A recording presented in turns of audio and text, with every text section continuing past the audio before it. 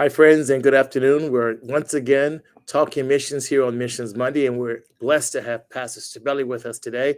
And we'll be talking missions with Pastor Scibelli. So we'll start off with a devotional thought by Pastor Scibelli, and then we'll get into it. Pastor Scibelli. Well, 2 Timothy chapter 4. This is going to be a great missionary chapter because it's the last letter. By the way, I don't think Paul made chapter headings. No. I don't think so. I think he just wrote a letter. And I don't write letters that say chapter 1, chapter 2, chapter 3, chapter 4, but we use it for reference, which is good. Chapter 4, I want to read one verse, which is so key. At the end of his life, I have fought a good fight. Mm-hmm. I have finished my course. I've kept the faith. Now, he's speaking in 2 Timothy. As you go into the beginning of the 4th chapter, he's talking about preaching, teaching, and reaching. Mm-hmm. Preach the word 4:2, teach doctrine 4:3, and then do the work of evangelists, reach people 4:5. Mm-hmm. So preach, we had a course on that, preach, teach, and reach. Yes. And then he says, I'm ready to be offered. The time of my departure is at hand. He knew when he was going home. Really? I think that's really interesting. Mm-hmm. He knew it was over. And he says, he makes a statement here, which I think is an amazing statement. I have fought a good fight. Mm-hmm. I have finished my course. I have kept the faith. Whenever you think about a fight, you don't think about it being good. No. I fought a good fight. And the word that's used there in the Greek language is talking about the character and the quality of the fight. Okay. And because it was God doing the fighting, okay, I will fight for you, Exodus 14:13. Mm-hmm. When God is doing the fighting, it makes it a good fight because it's like he is the one. David knows when he faces Goliath, it's going to be God who's going to make that stone go right into his forehead where the only open place there is. It's going to be God who is in charge of the fight. So I have fought a good fight. I like that. Yesterday, I happened to watch Amanda had 49 fights, no losses. Rocky Marciano. Thank you. 43 knockouts. And I know we talk about, I know Oliver loves this from Kentucky, but this man never lost a fight. And I saw him fight Jersey Joe Walcott, and it was a good fight to watch actually. But that guy could hit. I mean, he could hit, and Paul could hit. And this is good. It was different kind of hitting. I have fought a good fight. Mm-hmm. Based upon the nature and character and quality of what was used in the fight is what made it good. Mm-hmm. I have fought a good fight. When you think about Christianity today, you don't often hear people preaching, teaching, or mentioning fighting and running, a fight in a race. I have fought a good fight. I have finished my course, my dromos, my race. Mm-hmm. I have kept the faith. Mm-hmm. So in the fight and in the race, he's kept the faith. It's been a faith fight and a faith race, a faith fight and a faith race. So in a faith fight, when we fight a good fight, the fight of faith, then we're going to be trusting in God for what takes place, like Exodus 14:13, like 1 Samuel 17 when David fights Goliath, like Gideon and his 300 going against 135,000 Midianites. I mean, it looks like those are overwhelming odds. Yes. But it's a good fight because God is in the fight. God is directing the fight. God is empowering the fight. God is showing us how to fight. Paul says, the fight that I have fought was a good fight. A lot of people might look at the life of the Apostle Paul and say, oh my God, what he went through. No, he went through it with God. He went through it in God, and he went through it with God. And that's what made it a good fight. I fought a good fight. And when we think about that, we don't think too often about a fight being very good. Mm-hmm. Most people today, and even a lot of churches, and a lot of people that are Christians, they kind of avoid the fight. They do everything they can to avoid the fight, which is really interesting. Why is it that only 10% of all born-again churches evangelize? Because they don't like the fight. They don't like the fight. Why is it that churches don't have Bible schools? They're not training people.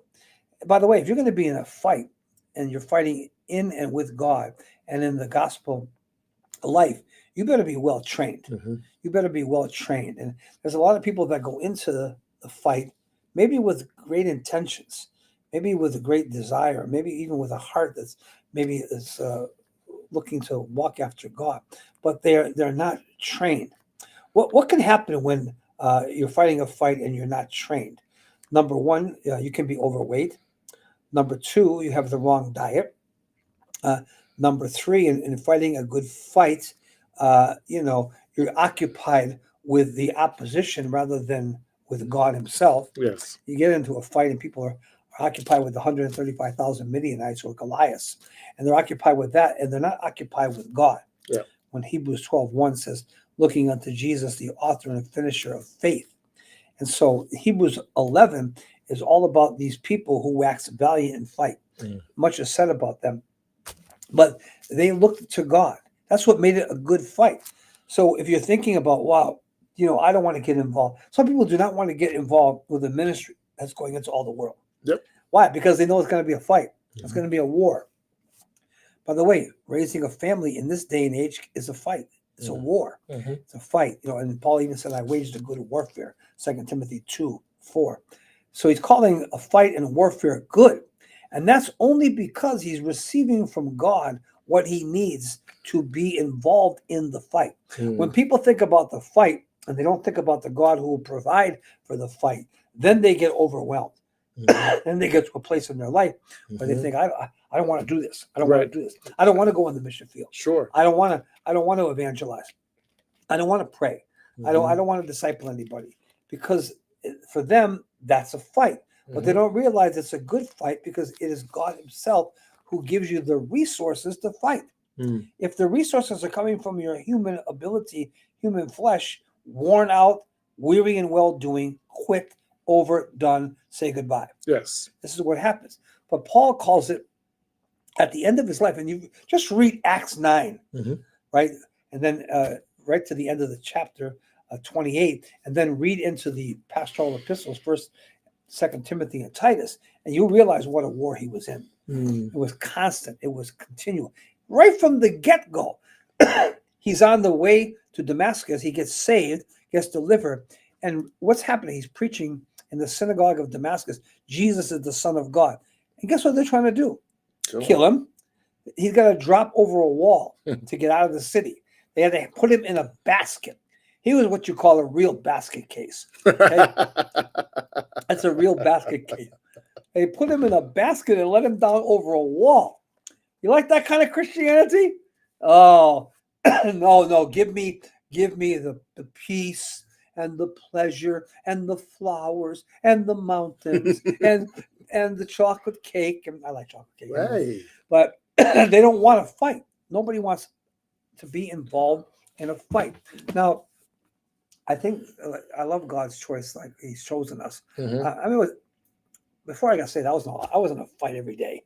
Yeah. I fought my brother every day. We fought every day. Rivals. And I always won. He always lost. Because I was 5 years older than him. Oh. Yeah. But it seems like my whole life has been nothing but a fight. Then when I got saved, it was kind of like free, peace. But then I realized later on, as I began to pursue God, it was going to be a fight. And this was going to be more difficult. The first ones were physical. Now these are spiritual battles. And sometimes in the beginning, you don't realize that the battle is the Lord's. Yeah. It's God's battle. And he will do the fighting. And we try to, I think God stands by and watches us and just says to himself, okay, tell me when you're ready to stop and let me do this.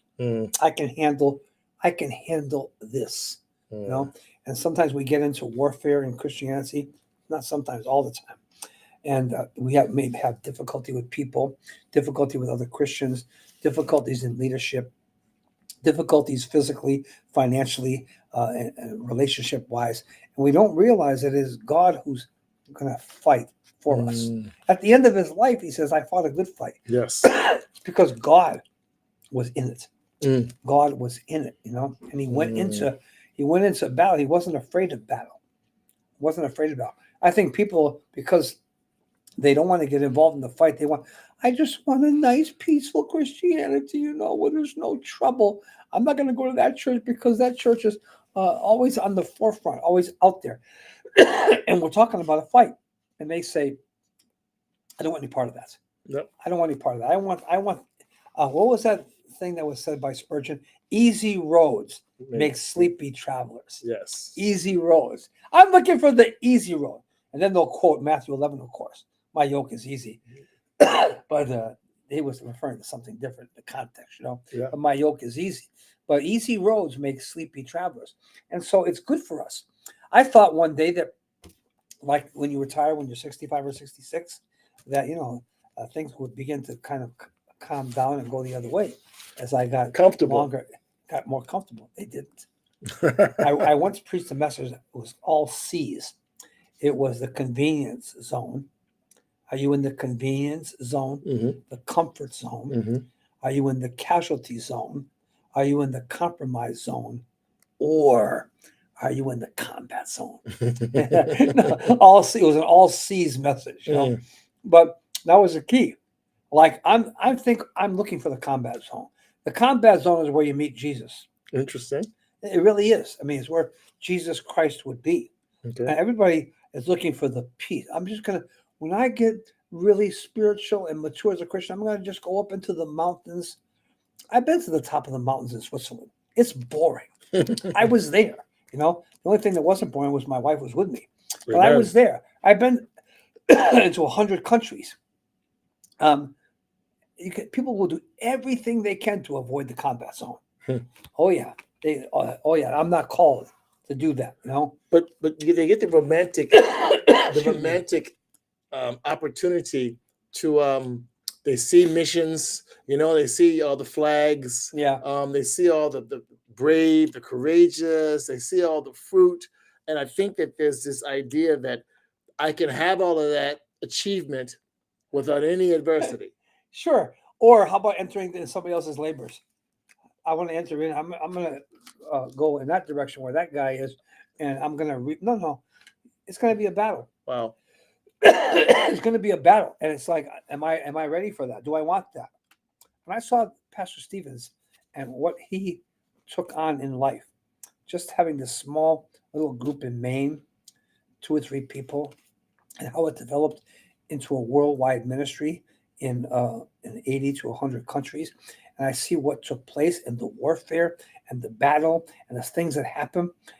People don't want that. I just want to be in a nice little church they got a nice organ, and they got flowers around the church and everything. And it's just nice and peaceful. Nobody preaches anything that would ever cause a problem. By the way, some people never preach anything that would make the devil angry. Oh yeah. They make sure that their messages are just like these comforting, soft messages, and everybody smile. Everybody's happy, Yeah. And the devil hates strong preaching. It's funny though, in our ministry, especially in missions, one of the things that we pseudo believe is we're not walking in the will of God is when things are rough. Yeah. We assume that adversity is a sign from God that this is not of me. Because we assume that everything is smooth and everything works out in my mission, that means God is in it. And if there's any adversity, if any kind of war, any kind of problem, we don't see warfare.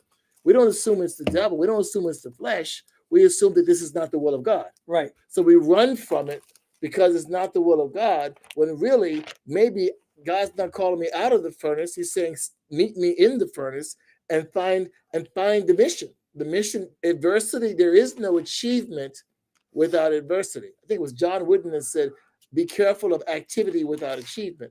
There has to be some adversity. There's got to be some steel in my mission. And if things don't work out the way I want them to work out, that's just God reminding me that it's a fight. It's a fight. It's a race, but it's also a fight. And I can't run from the fight because God has called us into that. There's warfare. We fight not in Ephesians 6:12 against flesh and blood. There's a roaring lion in 1 Peter chapter 5, verse 8. There is a flesh in Galatians chapter 5, verse 17. These are all enemies of the mission. And then there's enemies of the cross in 2 Corinthians chapter 11. So they're all warring against us. And then it's us against ourselves. My insecurities, my frailties, my weaknesses. I'm laboring against myself. I like what it says here in Isaiah chapter 30. It says in verse 15, in returning and rest shall you be saved. In quietness and confidence shall be your strength. And you would not. But you said, no, for we will flee upon horses. Therefore shall you flee. And we will ride upon the swift. Therefore shall they that pursue you be swift. And he's talking about the Lord is waiting to be gracious. Mhm. And then it says something very interesting here, verse 20. A lot of people don't like this verse. They won't say that, of course. Oh, the Lord give you the bread of adversity. Oh, yeah. Oh, here's the gift from God, the bread of adversity and the water of affliction. Mm. Yet shall not your teachers be removed into a corner anymore, but your eyes shall see your teachers, and your ears shall hear a voice behind you saying, this is the way, walk ye in it, when you turn to the right hand and when you turn to the left. So he's saying God is going to give you the bread of adversity and the water of affliction. God allows that to happen in our lives so that we can grow. I think when there's some people that they don't want to grow and they make decisions not to grow, then God says, I think I have another plan for them. Yeah, I think I've got another plan. I think I got to wait. I got to get their attention because I love them. Wow. I love you so much that I can't get your attention any other way than for this to take place. You know, I mean, just read. I would love it to have you read sometime and study this 2 Corinthians 11:18 through 12:10 and see how many things Paul was in. The word in was used 38 times in reference there. In afflictions, in adversities, in the night, the day, in the deep, you know, in trouble amongst my own brethren. But the thing that trumps the in is the my. My grace is sufficient for you. My strength is made perfect in weakness. In other words, am I going to be occupied with all the ins, or am I going to be occupied with God himself? My grace, God said to me, and by the way, it said it 3 times, you know, and it meant with finality. He has said with finality, my grace is sufficient for you. My strength will be made perfect in your weakness, not without your weakness. And by the way, the word weakness is sometimes misunderstood.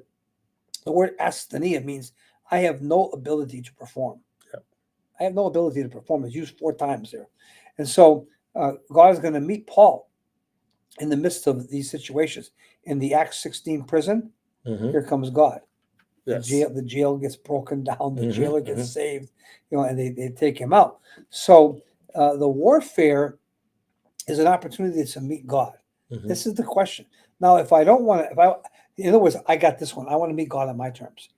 Yeah, I mean, I want an easy mission field. Yeah. I want to feel where I can come in, people respond, they've got their arms wide open. Thank you for coming. It's this big thing. And you ask yourself all the questions and you say, okay, God, because it's a very real thing that when the warfare comes, you can have a John Mark spirit.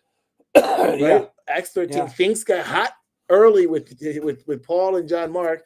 And the John Mark spirit says, bye. I wasn't called to this. I mean, how many people have left the field because they weren't called to the adversity? I wasn't called to this. I mean, right, and that's what he thought. I'm kind of, I think that was God's plan to test him, to bring him there, because later on he would go with Peter, and Peter and John Mark, kind of like John Mark was his son, you know, but he was not ready for Paul's ministry. Paul's ministry was very much in adversity. Now, I was thinking about a minute ago about Adoniram Judson, who went to Burma. He was on his way his mission was India, and they wouldn't let him land in India. He got diverted to Burma, which they called the armpit of the earth. I'm sorry if you're Burmese today, but at that time it was. It's like a lot of places have advanced. But he was there, and he lost his first wife. She died.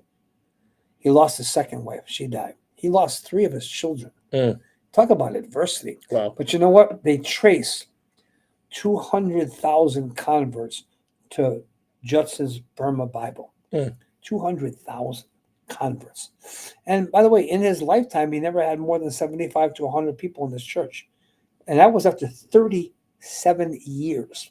Say that again. 37 years. 37 years, 75 converts. 75 converts. Wow. But it was after there was a man named Kao Tebu who became a guy that was like such a great evangelist. He got saved, and he's the one that brought hundreds and hundreds of people.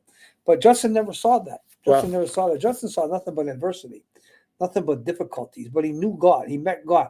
And he spent his time when he was in the death prison of Ava, they called it, the death prison of Ava. That was where he translated a lot of the Bible into the Burmese language. And that Burma Bible is still the only Bible they use today in Burma. Really? It's still the one. Wow. And he went through incredible adversity, Mhm. but you can see what has taken place and how God used him. It was incredible. And yes, adversity, yes, difficulties. But today, if you talk to somebody in Burma and you mention the name Judson, they weep because it was him that gave them the Bible. Yeah. God used him to translate. And this was not easy work either. Translating the Bible. First of all, the Burma people didn't have a language. So Judson had to first make the language. He would have to watch the sounds of their mouth and what they were saying and figure out what they were saying. And he actually made the language from what I understood. I could be wrong, but I heard that he was very instrumental in making the Burmese language. Then he had to, after the language was figured out, he had to now translate the Bible into the language. Quite a He lot said of work. 30 years. 30 years of that. And yet today, so adversity, absolutely. So there's a fight. There's a fight. It's like you see the journey. Excuse me. You see the journey, but you don't expect the adversity. So it's kind of like I see a clear, I see a narrow way. That I see the Matthew 7, 13, and 14. I see the straight gate and the narrow way. But what I'm not expecting is the adversity. And many missionaries, you could actually be shocked at the warfare that you face. I remember one time in Zambia, we had an evening service, and it was the early days. And the headmaster came to the school and said, "I'm banning this church. I'm kicking you out of this church." And he was drunk, completely drunk. But he came to the end of the service and just pretty much just ripped us in half and threw us off the property. "You'll never come back here again." I had another guy say to me in Zimbabwe, "You will never meet in this building. I will make sure you will never meet." Yeah. It's amazing how much to the face. It's like right against. It's like with John Mark and Saul and Barnabas faced in Acts 13. It was right to the face. It was not like, "Oh, by the way, we don't really like you." It's like, was no letter written, you mean? No, there was no letter written. It was right to your face. Get out. Yeah. It's shocking because when you go on the mission field, you're seeking souls. You're not seeking adversity. So when you get that, it can shake your faith. I was in a village one time preaching, and the demonstration of demonic activities in certain parts of the world is a manifestation physically. Yeah, it's very visual. Yes, very visual, especially in the third world. And some of the stuff that we saw would turn your hair, make your hair stand up. Me too. And would it bring in fear? Yeah, it would, because it was so unusual. But it was adversity. It was warfare. Okay. It was the enemy hating the fact that you're penetrating a village with the gospel where it has never been penetrated. Okay. You know how many villages there are in India and Africa that have never been penetrated with the gospel? People say, "I don't really know what to do with my Christian life." Oh, really? Well, let me give you a few ideas about what you could do. You could get trained in the Word of God and become an evangelistic missionary and go start churches. There are so many places like that. And the enemy has had a plan to keep those places shut to the gospel message. And we find them. We see them in so many different places. We have an area in a certain country in Ghana where we have 10 churches in the far north of the country. And those churches and those areas were unbelievable. Unbelievable adversity, poverty, heat. Yeah. You could watch the heat come off the ground. Yeah. It was so hot that literally you had to make sure you never rolled your windows up because it would blow your windshield out. Oh my goodness. Oh yeah. Just you got the heat accumulate in the car, your windshield's gone. So adversity is part. And so why are people always trying to avoid it? It seems to me like they don't expect it, number one. So it's kind of like an ambush. Yeah. Like it's amazing when you go to Bible school, it's not talked about a lot. We don't tell That's you the problem. We don't say a lot in Bible school. This is coming, beware, beware, beware, beware. But it's more like go, go, go, go. Yeah. So you push the journey, but not the adversity. And then you get out there 1,000, 5,000 miles away from home. Disease comes in, sickness comes in, thieves comes in, warfare comes in. And the first thing you think is, because that image wasn't presented to me, I'm obviously in the wrong place. Yeah. You just think that. I would think that. that. And it's not that you want to present the image in such a strong way that would cause people to turn away and not even consider going anywhere. Yeah. Okay. There's going to be a balance to it. But they've got to understand that there's an enemy. There's the enemy of the world, the flesh, and the devil. And it's a threefold enemy. And greater is he that's in us than he that's in the world. Yes. And we have victory. This is our victory, even our faith. 1 John 5, 4 and 5. But the fact of the matter is, we've got to tell people about really what's taking place, what has taken place. I mean, did they read the Bible? Did Joseph have any problems? By the way, let's go way back. Let's go back to Abraham. Okay. Let's go back to Isaac. Let's go back to Jacob. Let's go back to Joseph. Sure. What kind of problems did Moses have when they ventured into the promised land, or Joshua did, but Moses took them into the wilderness? There was all kinds of war. Who's on the Lord's side? Yeah. Exodus Joshua. 32. I mean, he had a whole wing of people, thousands of people go against him. So if they read the Bible, what do they do? Skip over those parts? I think Avoid them? it might be that they see that kind of warfare historical, but not practical. Yeah, not for today. Yeah, like you lion's den, fire. You see all these things. That's not practical. But I think you touched on it earlier, that there's an outside warfare, and then there's an inside warfare. And much of the fight is within me, like Romans chapter 7, than it is so much physical. Like Ephesians 6:12, it's not flesh and blood, and that there's a war within my members, and the spirit lusts against the flesh. There's a fight on a daily basis that doesn't go away because I moved 5,000 miles away from home. It's a three-front warfare. It's the warfare in you, the flesh against the spirit. Okay. It's the warfare of the church against the world. Okay. And it's the warfare of Jesus Christ against the devil. And God against the devil. It's like a three-front war. Most people can't handle, most warfares that are just one front are tough enough. Sure. A two-front warfare, now a three-front. Yet we've got to understand finished work victory. Okay. Because if we focus on the warfare and not on the warfare that's been won at the cross, then that becomes our frame of reference. And that frame of reference is not what Christ has accomplished and what he has done and the victory that God has won, but our looking into and viewing and concentration on the fact of the warfare itself, when rather the Bible says in Jeremiah 17, I don't see the heat when it comes. Yes. I don't see the heat when it comes. Some people don't see good when it comes. But he said, I do not see the heat when it comes. And what does that mean? That, it's there. Don't you recognize it? Yeah. I mean, when I remember when we first went to Africa, I never knew you needed a visa. No one told me about visas. I just went, and then they told me after a while, do you know that you got a 3-month tourist visa? You can't rent a house with a 3-month tourist visa. You're not allowed to do so. No, you're not allowed to do that. I didn't know. By the way, sometimes ignorance is bliss. It's great. And it was war. It was a war just to stay in the country. Right.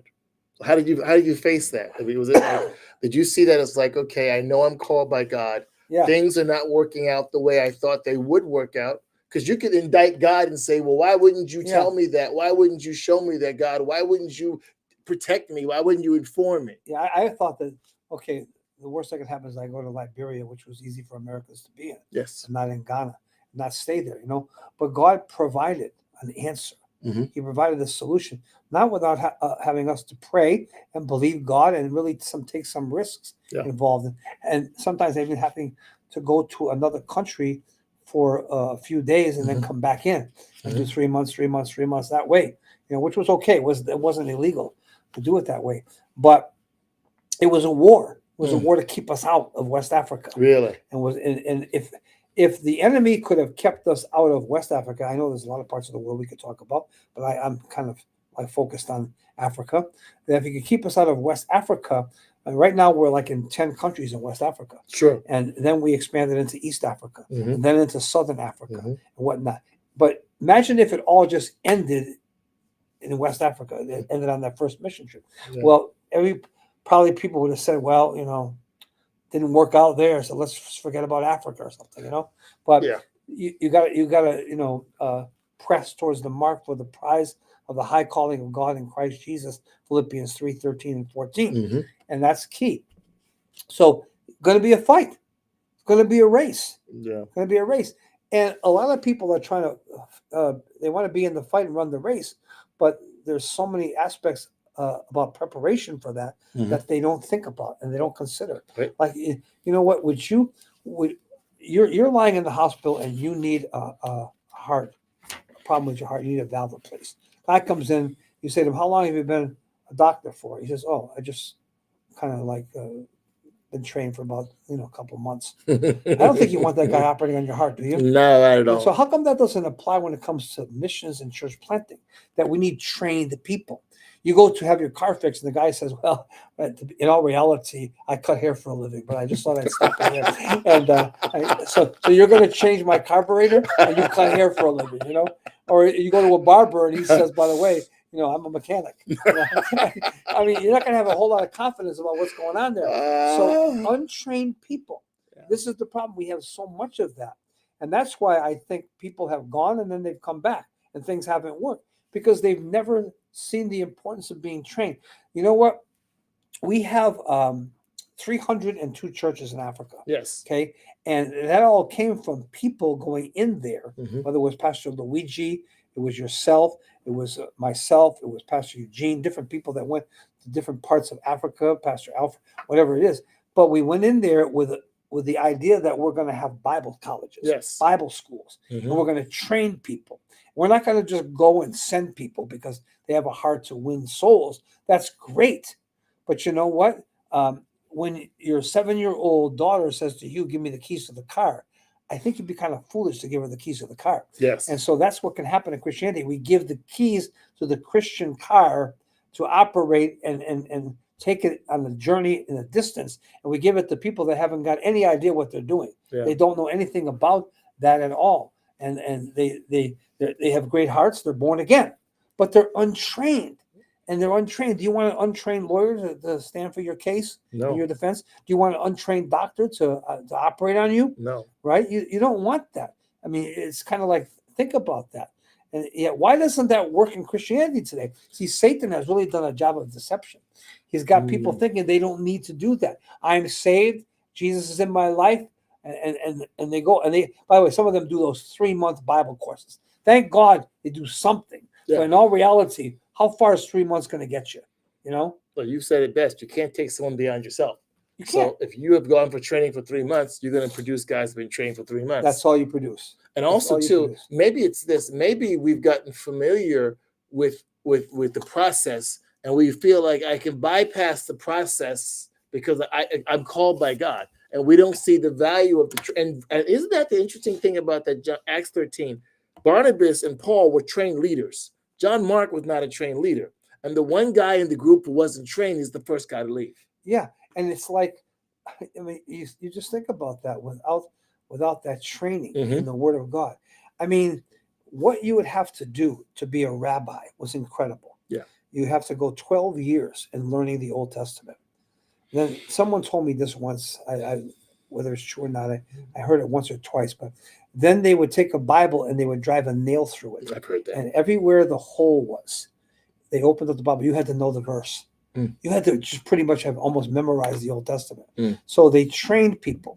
I mean, trained people. Jesus, by the way, they say that the 3.5 years they spent with him day and night, 24/7, was like 12 years of Bible school. People say, they were just with it. No. This was intensified training. It was day and night for 3.5 years. Not 3.5 years of just going to Bible school 3 or 4 hours a night. But you're talking about the intensity of the training. And so these men were even then, they all ran away. When it came to the cross, they all ran away. But these were men who God ministered to and spent time with. And then he had his special three, Peter, James, and John. He called them the pillars of the church. Everywhere he went, not everywhere he went, but in special places, Mount of Transfiguration, Peter, James, and John. Gethsemane, Peter, James, and John. Jairus' daughter, raised from the dead, Peter, James, and John. And then he's got, I'm the disciple whom Jesus loves. He's got the one. He's got the one, he's got the 3, he's got the 11. I'm not counting the 12th one. He got a tree ministry.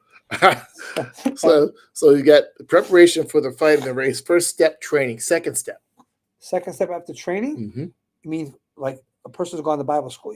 They've been trained. Yes. I think, I was just talking to somebody about this today. Okay. I think go and take a look at the field that you've been praying about it. Okay. You pray, and maybe God has told you stay right where you are Hmm. in this church where you are. Okay. Everybody that's trained doesn't have to go on the mission field. Well, where This they is the are, yeah, but they are is the mission field. Yeah, where they are Okay. is the mission field. So you pray, then you wait for God to speak in your prayer, in your devotional time in the Bible, Okay. through the pulpit and Okay. through leadership. Okay. And so then you go and you're saying, I really believe God's called me to be involved in working with missions. Okay. Then if you're a leader, Hmm. then certainly you can have a vision to go and start something somewhere. But if you're a leader, I would think people would go with you. No, I mean, by the way, if nobody goes with you, who's going to follow when you get where you are? that's a great question. You see a guy you see someone that has a desire for missions, and particularly in leadership, not just joining a team, Yeah. but they want to lead a team somewhere, but they want to lead something, start something, but there's no one where they are following them. And we make Well, I the would ask assumption, that question. Yeah. we make the assumption, I'm going to go somewhere else, and suddenly, because nobody here would follow me, over there they're going to Not follow going to me. happen. Really? And sometimes they use it. They'll look at some of these unique cases that have happened where maybe Judson went out Mhm. with his wife, but CT people stud. joined him later. People joined later, Okay. you know. And Hudson Taylor went with 17 people to Mhm. China. Sure. You read about it. These men didn't go alone; they went with people. But maybe there were times when, on a rare occasion, because of pioneer missions, situations that happened, maybe CT Stud went by Mhm. himself. Yes. He did. He went by himself to Central Africa. Mhm. But don't use the rare occasion for the pattern. We see the pattern in the book of Acts. Mhm. Remember the pattern shown you on the mountain, Exodus Yes. 30, Exodus 40, 34 to the Mhm. end? No. So there's a pattern. Some people want to take the Mark 5 pattern. You know, the guy has 7,000 demons or 6,000 demons removed, and he goes and preaches. Yes. Doesn't say he started churches there. No. Just say he went and preached. Okay. Yes. I don't know what happened after that, but the church trained people. Mhm. They did it throughout the book of Acts. You can see Paul Mhm. doing it wherever he is, whether he's in Ephesus, 7 churches of Ephesus. You know, That's a good you can point. see him in Acts 19. He spent 3 years in Ephesus Mhm. teaching day and night in the school of Tyrannus. Yeah. That means they're hearing the Apostle Paul day and night for 3 years. Mhm. Jesus spent 3.5 years training those men. Just read the Bible. Take a look at it. 12 years in the Old Testament. It seems like the low hanging fruit for missions is, I want to do this, so I'm going to do this. Yeah. And it's a good thing. And as a Yeah. missionary, what I don't see coming, never mind whether or not I have fruit, I got to be careful that I'm prepared for the warfare, the adversity that's coming. Because maybe the type of adversity you've experienced where you are in your home church Right. is going to be so much more different where you are. So when you get there, Yeah. like John Mark, of course, has some challenges. But when he got there, Elymas the sorcerer steps out, and then he sees Paul just deal with him. That blew his head open. He's like, Yeah, he said, "I'm I outta am here. done. I can't handle this." Yes, this is Yeah. too much. And of course, to be with the Apostle Paul would have been quite an interesting thing. But I really believe that the training is so key. Mhm. And even though we could see some situations where a person could have some results without training, Mhm. I understand that. But that's not the pattern. Okay. And so you want to use the isolated event that God has allowed in His sovereignty Mhm. and make that become, say, oh, Jonah went by himself to Nineveh and the whole city got converted. Okay, I understand that. I read the Bible too. But you know what? The key is that's not church planting. That was Yes. somebody just going to Thank you. evangelize and told by God. It was a unique sovereign situation. So let's go with the pattern. Let's take a look at the pattern. And I think it's so important. Who is there among you? As God be with him? Let him go up to Jerusalem. And Ezra took a lot of people with him. He did. A lot of people went up. Hundreds of people went up. And so the question was asked, who is there among you? Ezra 1 through 5. Who is there among you? As God be with him? Let him go up to Jerusalem and build the house of God. And so that was the pattern. It wasn't Ezra going by himself. Yeah. It was Ezra and Nehemiah. It was all these other men that went with them. Mhm. And that's quite a testimony. And by the way, when you go out to plant a church with a group of people, it's kind of like a small little body already. Yes. And it's already operating, Mhm. And so when we went to Ghana, there were 17 of us. Went to East Africa, 9 or 10 of us. Mhm. In Southern Africa, the same thing.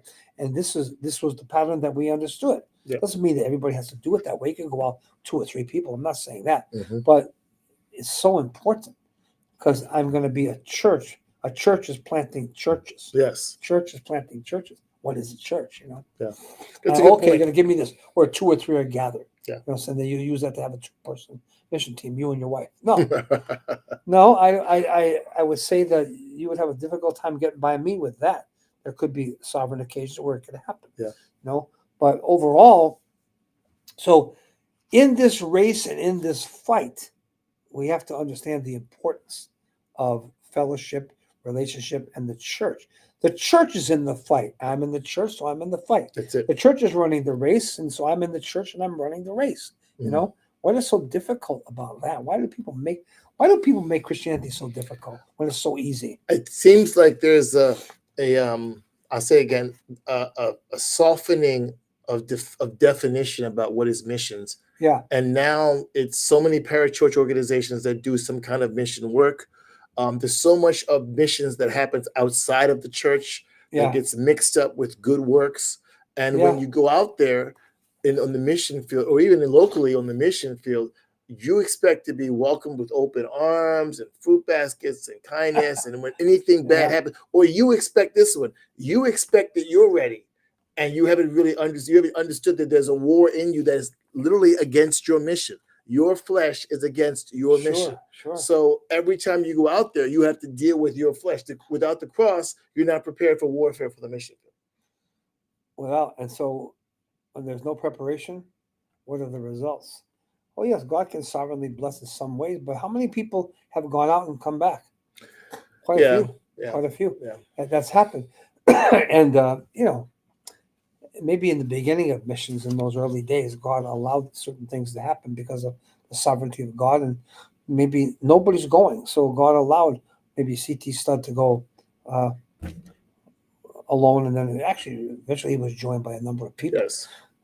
That's for sure. Maybe the initial step is by a person and their Yes. wife or something like that, but the objective is there's going to be people coming. When I first went to Africa, nobody actually came with me in the beginning except for my wife. Mhm. I don't even know if she was there in the beginning, but Linda and the kids. huh? Linda and the kids. Yeah, in Ghana, it was Linda and the kids. But I think that was key. But without a team, without a group of people coming with me, I don't think the thing would have lasted very long. Yeah. I don't think it could have lasted very long. So we're not talking about national, like planting a church in America might be a little bit different. I still believe in team missions Okay. and church planting in America. But I could be sitting here in Baltimore and we could plant a church in Dundalk, and maybe that would be me going out and trying it because I'm part of a local church that's very close by. Okay. And so there are some situations and cases where we could take another pattern based upon that. Like I'm planting a church 2 miles from my home church. But I also like the idea you mentioned about this being a race, because when you're in the beginning of the race or in the middle of the race and you start feeling the race, you start feeling the heaviness of it, the tiredness, all that comes in. That adversity that happens on the race can make you stop running the race. Or I ran the race for a season, things got more difficult, I got older, I got beat up, I got bruised. So the best thing to do is to quietly decline from the race. Yeah, capacity is another thing. Like you have the capacity. Is God giving you the capacity to run that race? Mhm. I mean, you don't take a 100-yard sprinter and put him in a 26-mile marathon. That's a good point. You just don't do that, and you don't put the marathon guy in a 100-yard dash either. Mm. You don't do that. So what is the capacity that a person has? Maybe they have a capacity to go overseas for 3 months, and that's enough. Mhm. And that experience will really help them in their home church. Maybe they have a capacity to go someplace for a year. I would take anybody. When I was going on the mission field, somebody said they wanted to come for 1 month, 3 months, 6 months, a year. Didn't matter to me. Just come, and we'll see what happens. Some people could stay for a smaller period of time, and others could stay longer, and others couldn't stay at all. Mm. But they just found that out. They really had a desire to see it, and I think once you do it, once you step out and do it, you see really what's going on, and maybe you make a decision like this really isn't for me. I'm going to go back and really get involved and embedded in my home church. I'm not going to, I think there's nothing wrong with everybody going and participate. That's why we have summer harvest. That's why we have times when we send people all over the world, to all different places. And maybe it's only for 2 weeks, maybe it's just 3 weeks. They get a vision. They get to see a country, and maybe they see another church operating in that country, and they begin to know how to pray for them and fellowship with them and support them. That's a good thought, because sometimes when you hear this idea about it's a race, you feel like the length is so far down the road. And like you said, there's different races and different lengths based on different capacities and different calls. Yeah. Someone might be called to be out for 20 years, and that's the will of God for them. Yep. Someone might be called to be out for 2 years, and that's the will of God and that's fighting the good fight, finishing my course, and keeping the faith in the 2 years. Because it's easy in a community of missionaries to feel like if I don't run as long as the other person runs, my journey is not valid. Yeah. There's some people that can go out for decades. Yes. And you can look at them and you realize they have the capacity to do that. I'm not going to say someplace 10 years. Dr. Stevens told me one time, if in 5 years you haven't planted a church, then you probably shouldn't have gone anyway. Ouch. I went, what? No, he said, like, if you're in a country 5 years and you haven't developed a man of God to take over, you're supposed to, why? Because we have Bible schools. When we go on the mission field, we want to start a Bible school. Usually the first week I'm in a country starting a church, I'm starting a Bible school, starting to have some kind of classes, video classes, live classes, or whatnot. So within 5 years, maybe it could be longer for some situations, 5 to 7 years, shouldn't there have been a man of God raised up to take the work? In other words, does Paul have sons? Timothy, Titus? He does. He does. Epaphroditus. He has sons. And how did that happen? He developed them. And he could turn the work over to them. At the end, you just read 2 Timothy chapter 4, you see how he turned the work over. Let's just say that I'm on the journey, I'm running the race, and I'm realizing I don't want to run anymore. It might not necessarily be capacity, it might be adversity. How do I keep going? Well, what's God's will? There's the question. Okay. Is it God's will for me to go home? Okay. Or is it God's will for me to stay? I mean, I've been running in the flesh. Interesting. To the human, my own good human ability, really good human desires, and I've been running the race, but it's not the race with God. I'm not fighting with God's weapons. I'm not running with God's direction in the course. So then something has to happen. Either I have to change my source. Okay. In other words, saying, no more am I going to be the source of this, but I'm going to allow God to be the source. Or it could come to a place where it is right for a person to go back. Okay. Just to go back and say, like, you know what?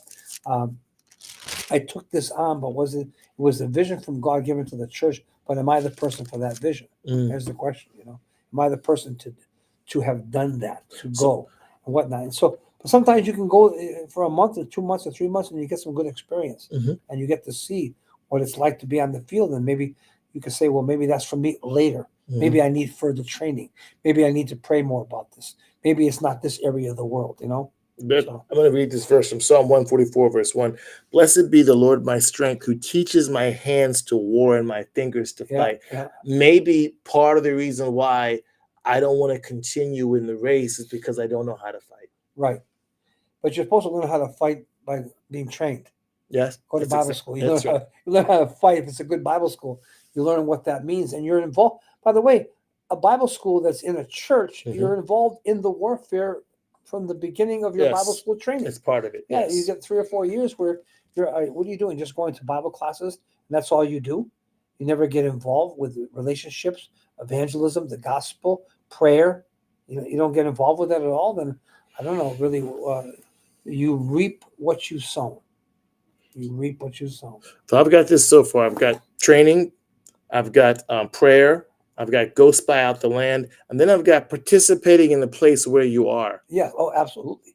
Like if, in other words, somebody comes to me and they want to go overseas, to Africa or Asia, and I ask them a question like, so what outreaches do you do in the church here in Baltimore? They say, I don't. I say, come back in a year. Wow. Let me know how it's going. I see what you're saying. No, really, I want you to be involved. You're not involved locally. What do you think? Geographical change is going to make you more involved? Sometimes you kind of think a change of scenery is going to turn you into, like for some reason you just kind of on the plane magically you just kind of pick it up. Yeah. And you become this guy like, I'm Billy Graham and I'm Amy Carmichael and somehow, or you just have this romantic optimism is what I call it. You're like really like, I'm going to get there. I'm going to get the tracks, get my Bible study, my devotional. I'm ready to go. And then like week 2, it just fizzled out. Yes, the emotions. It's kind of like religious emotions. Really? It's what takes place, and it's sad to say, but like I'm looking at people are what's your involvement in the local assembly? Right, right. It's like kind of like saying a guy says to you, "I want to teach the Bible. Have you ever been trained?" No, but God's going to use me. I got the Spirit. I'm going to teach the Bible in Bible school. I read a lot. Yeah, I read a lot. But you've never been trained. So how can you train other people? Yeah. You've never been trained. So you want to get into the ring with a Rocky Marciano or Mike Tyson. Oh, and wow. You've never been a trained fighter. You're out in the first punch. Pretty much. You're gone. That's a bad day. So this idea of being trained in the Word, it's so biblical. Yeah. Just read it. Just read Ezra. Just read the Old Testament. Mm-hmm. Just read how they were training these men in the Hebrew days. With Jeremiah and Isaiah and all of them, and Ezra and Nehemiah, and you see that going into the New Testament. So, and you see it in practical life. A mechanic is trained. You want him to work on your car? He's been trained. A doctor's trained. Biologist is trained. Nurses are trained. Whatever. So this is good stuff today. You got training, Bible school. You got prayer throughout. You got taking trips, going and spying out the land, participation in the place where you are. Because if you're not doing it where you are, you will not do it where you're going. No matter if you're going across the street, if you're not doing it where you are, you're not going to suddenly pick that up. No, we just think that somehow hyper spiritually or magically happens. It doesn't happen. You do think like that. You do think like, okay, like, well, when I get there and Hungary or South Africa, or I get there in India, or I get there in everything's gonna Peru. change. Yeah, I'm gonna change. Fruit's gonna come. I look back and say, oh, God did it. And I don't think we understand that there's wisdom. By the way, there's an enemy there too. Yeah. Guess what? You think that the enemy's only in America? Enemies everywhere. Or crazy version, he's going to manifest different over there than he's manifested here. You're not going to see it coming. Without the Holy Spirit's discernment, you're not going to see it coming. Because you see it yourself. If we go overseas, you see unique warfare that you had never seen at 6025 Brady Park Drive. Yeah. Just completely different. Not stronger necessarily, but just a unique variety. Yeah. And so you sit back and you're like, what is that?